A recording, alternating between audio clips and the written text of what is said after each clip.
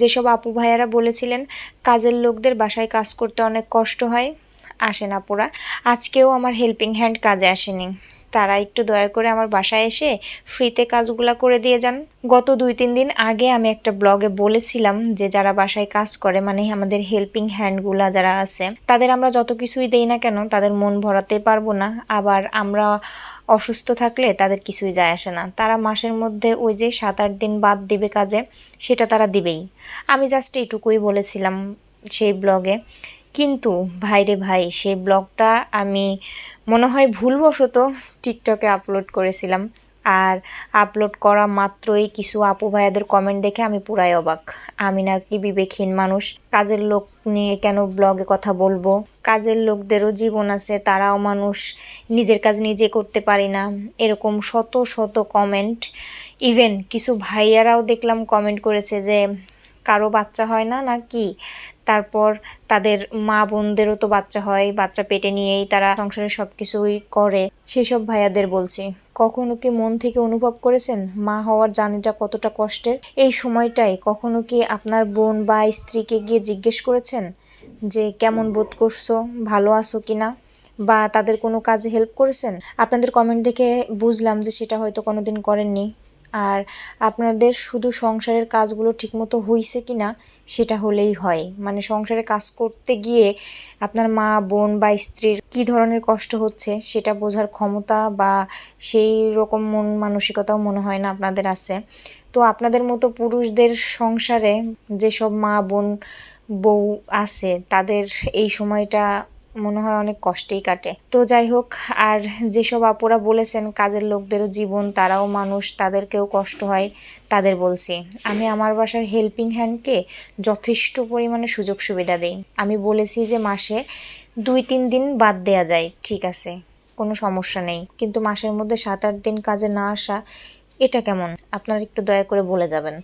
আর কাজের লোক কখনোই আপনাকে ফ্রিতে কাজ করে দিবে না, তারা তাদের কষ্টের বিনিময়ে পারিশ্রমিক পায়। আর মজার ব্যাপার কি জানেন, আমার বাসার হেল্পিং হ্যান্ড এই যে রানিং মাসের বেতনটাও সে নিয়ে গেছে। তার একটা সমস্যার কথা বলছিল, তো আমি তাকে তার রানিং মাসের বেতনটা দিয়ে দিছি, যেটা আরও 15 দিন পর দেওয়ার কথা ছিল। এই সুযোগটা দেওয়াও মনে হয় আমার অন্যায় হয়ে গেছে, তার জন্য সে মাঝে মাঝে কাজে আসে না। আচ্ছা, আপনারা যারা চাকরি করেন তারা কি ফ্রিতে কোনো কাজ করে দেন, ফ্রিতে কোনো সার্ভিস দেন, বা ইচ্ছা হলে প্রতি মাসে 7-8 দিন অফিসে যাওয়া বাদ দিতে পারেন? এই প্রশ্নটার আশা করি উত্তর দিয়ে যাবেন। এই যে আজকেও কাজে আসেনি, এই মাসে 5-6 দিন অলরেডি বাদ দেওয়া হয়ে গেছে, আরও তো 12-13 দিন সময় এই মাসে আসেই, এর মধ্যেও আরও 4-5 দিন মনে হয় বাদ দেবে। তো একটা মানুষের তো 4-5 দিন পর পর কোনো সমস্যা থাকতে পারে না প্রতি মাসেই, তাই না? আর আমি আসলে নিতান্তই দায়ে পড়ে হেল্পিং হ্যান্ড নিয়েছি। বাসায় ছোট বাচ্চা, তারপর আবার আমার এই অবস্থা, সব কিছু মিলে আমি একা থাকি, একটা লোকের খুব প্রয়োজন ছিল এর জন্য। তাছাড়া সবসময় আমি নিজের কাজ নিজেই করতে পছন্দ করি এবং করেছিও তাই। আর প্রেগনেন্সিতে সবার শারীরিক অবস্থাও একরকম থাকে না যে সবাই প্রেগনেন্সি অবস্থায় সংসারের সব কাজ করবে। আমার বড় বাবুর সময় আমার কোনো হেল্পিং হ্যান্ড ছিল না, আমি অনেক সুস্থ ছিলাম এবং আমি নিজেই সব কিছু করতাম, ঠিক আছে? আর একজনের সাথে অন্যজনের কখনো তুলনা করবেন না, কারণ সবার শরীর এক না, সবার শারীরিক মানসিক অবস্থাও এক থাকে না।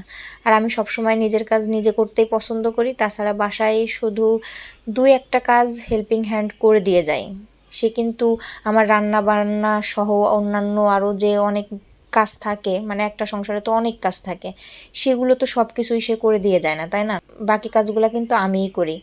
আর আমি আপনাদের কমেন্ট দেখে অবাক হয়ে গেলাম, মানুষের মানসিকতা এতটা নিচু হয় কিভাবে। আমি টিকটকে বেশি অ্যাক্টিভ না, মাঝে মাঝে মন চাইলে ভিডিও আপলোড দেই, মানে রেগুলার আপলোডও দেই না। আর ব্লগটা করি আমার সম্পূর্ণ নিজের শখে, এটা নিজের ভালো লাগা থেকেই করি, এমন না যে এটা দিয়ে আয় করে আমার সংসার, আমার লাইফ চলতেছে। তো যাই হোক, অনেক কথা বলে ফেললাম। আসলে কিছু কিছু কমেন্ট দেখে এত খারাপ লেগেছে, মানে বলার বাইরে। আর সবাই তো এক না, সেটাও মানতে হবে। আর এগুলো আমি তেমন কানেও নেই না, কিন্তু কথাগুলো আমার মনে হয় বলা উচিত ছিল, তার জন্য বললাম। ভুল কিছু বলে থাকলে ক্ষমা করবেন।